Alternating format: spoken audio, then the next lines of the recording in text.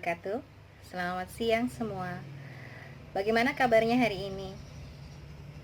Alhamdulillah, semoga kita semua selalu diberi kesehatan dan kelancaran dalam menjalankan ibadah puasa pada hari ini. Baik, perkenalkan, nama saya Wahyu Wijayanti. Saya salah satu mahasiswa bimbingan konseling Universitas Indraprasta PGRI, Jakarta. Pada kesempatan kali ini, saya akan menjelaskan tentang kode etik profesi konselor.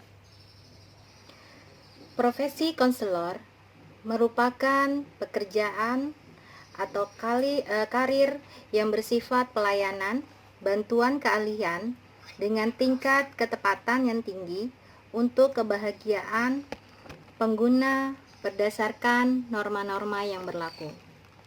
Masyarakat percaya bahwa pelayanan yang diperlukan hanya dapat diberikan oleh orang-orang yang berkompeten dengan cara-cara profesional dan harus sesuai dengan kode etik yang berlaku. Selanjutnya, saya akan memberikan penjelasan dari beberapa slide berikut.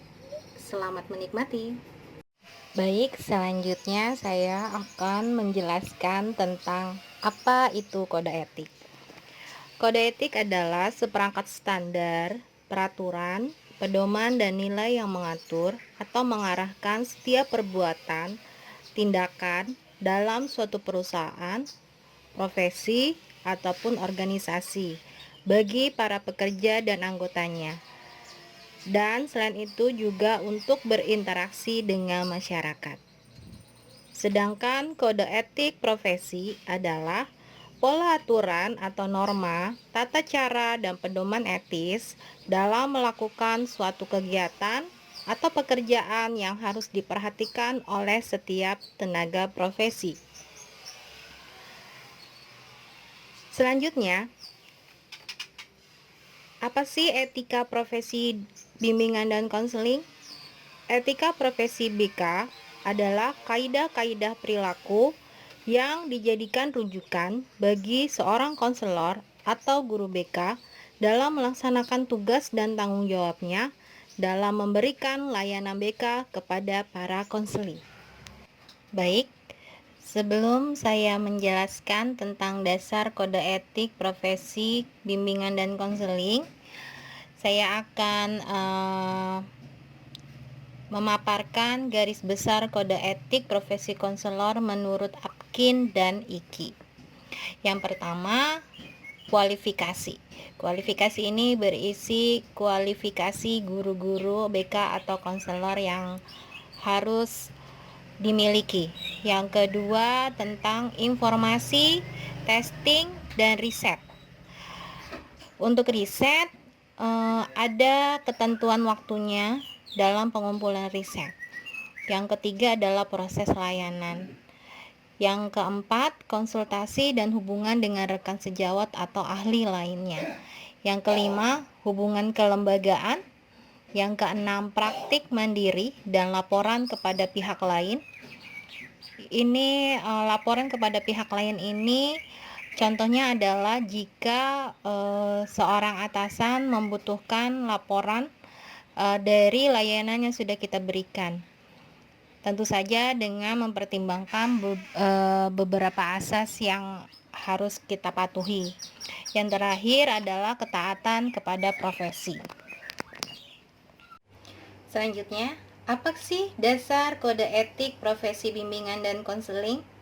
Ada 5 dasar yang melandasi. Yang pertama adalah Pancasila dan Undang-Undang Dasar 1945. Yang kedua adalah Undang-Undang Nomor 20 Tahun 2003 tentang Sistem Pendidikan Nasional. Yang ketiga adalah Peraturan Pemerintah Republik Indonesia Nomor 19 Tahun 2005 tentang Standar Nasional Pendidikan. Pasal 28 ayat 1, 2, dan 3 yang berisi tentang standar pendidik dan tenaga kependidikan. Yang keempat adalah Permen nomor 27 tahun 2008 yang berisi tentang standar kualifikasi akademik dan kompetensi konselor. Yang terakhir adalah PP Republik Indonesia nomor 74 tahun 2008 yang berisi tentang guru. Dalam Kode Etik Profesi Konselor Indonesia terdapat beberapa tujuan. Yang pertama, melindungi konselor sebagai anggota asosiasi dan konseli sebagai penerima layanan. Yang kedua, mendukung semua misi APKIN. Yang ketiga, kode etik merupakan prinsip yang memberikan panduan perilaku yang etis bagi konselor dalam memberikan layanannya. Yang keempat, kode etik membentuk konselor dalam membangun kegiatan layanan yang profesional. Yang terakhir, kode etik menjadikan landasan dalam menghadapi dan menyelesaikan keluhan serta permasalahan anggota asosiasi. Fungsi pokok Dewan Pertimbangan Kode Etik Konselor Indonesia yaitu: yang pertama, menegakkan penghayatan dan pengalaman Kode Etik BK Indonesia. Yang kedua, memberi pertimbangan kepada pengurus besar dan daerah jika ada pelanggaran kode etik, bimbingan, dan konseling. Yang ketiga, bertindak sebagai saksi di pengadilan dalam perkara yang berkaitan dengan profesi, bimbingan, dan konseling. Baik, berikutnya saya akan menjelaskan tentang bentuk-bentuk pelanggaran kode etik. Yang pertama, konselor melanggar kepada konseli,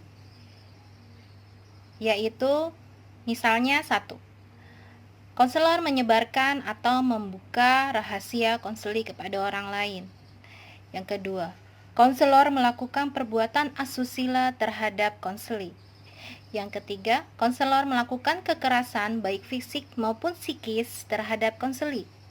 Yang keempat, konselor melakukan kesalahan dalam praktik profesional, malpraktek. Yang kedua, pelanggaran konselor kepada organisasi profesi. Contohnya adalah yang pertama, konselor tidak mengikuti kebijakan dan aturan yang telah ditetapkan oleh organisasi profesi.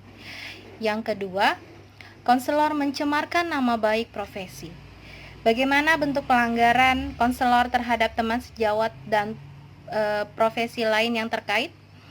Yang pertama, konselor melakukan tindakan yang menimbulkan konflik seperti menghina, melecehkan, dan lain sebagainya. Yang kedua, konselor melakukan referral atau alih tangan kasus kepada pihak yang tidak memiliki keahlian sesuai dengan masalah konseling. Setiap pelanggaran pasti ada sanksinya. Konselor wajib mematuhi semua kode etik BK. Apabila terjadi pelanggaran terhadap kode etik tersebut, maka seorang konselor akan diberikan sanksi berupa 1. Teguran secara lisan dan tertulis. 2. Diberikan peringatan keras secara tertulis. Yang ketiga, pencabutan keanggotaan APKIN. Yang keempat, pencabutan lisensi. Dan yang terakhir adalah jika pelanggaran tersebut terkait dengan masalah hukum dan kriminal, maka akan diserahkan kepada pihak yang berwajib. Bagaimana mekanisme penerapan sanksi terhadap para pelanggar yang melakukan pelanggaran? Mekanismenya sebagai berikut. 1.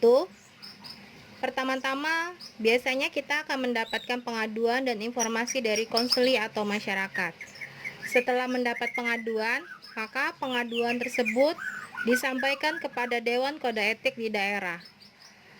Selanjutnya, apabila pelanggaran masih bersifat ringan, maka penyelesaiannya dapat dilakukan oleh Dewan Kode Etik tingkat daerah. Kemudian, konselor akan dipanggil oleh Dewan Kode Etik. Apabila setelah diverifikasi yang dilakukan terbukti kebenarannya, maka akan diberikan sanksi sesuai dengan permasalahannya. Terakhir, ada beberapa contoh pelanggaran kode etik yang dilakukan konselor atau guru BK. Pada tahun 2019, saya ambil hanya 3 contoh di sini. Yang pertama itu adalah pada bulan Mei tahun 2019. Ini ada kasus guru BK melakukan pencabulan kepada muridnya, dan menurut keluarga korban bahwa penanganannya dinilai terlalu lamban. Bisa dilihat di https cnnbanten.id. Yang kedua, tentang murid SMA yang mengalami kekerasan dari guru BK sehingga telinganya sampai bernanah. Ini bisa dilihat di https kupang.tribunnews.com. Yang terakhir, yang terbaru ini adalah lagi-lagi guru BK melakukan pelecehan kepada belasan muridnya, dan alasannya tidak masuk akal. Alasannya adalah guru BK ini melakukan riset, melakukan penelitian untuk mengambil gelar S3-nya, sehingga para korban mau mengikutinya, dan kebanyakan korban tidak berani karena sebelum peristiwa itu terjadi, mereka disuruh untuk berjanji di atas kitab suci gitu. Nah, bisa dibaca di https://malangtimes.com. Terima kasih. Terima kasih atas waktunya telah menonton video ini. Video ini adalah salah satu materi yang terdapat dalam mata kuliah pengembangan profesi konseling. Semoga apa yang sudah saya jelaskan dalam materi ini dapat bermanfaat untuk kita semua. Mohon maaf jika ada beberapa kata yang salah dan menyakiti. Kritik dan saran saya tunggu. Jangan lupa like and subscribe ya. Sampai jumpa di video selanjutnya. Wassalamualaikum warahmatullahi wabarakatuh.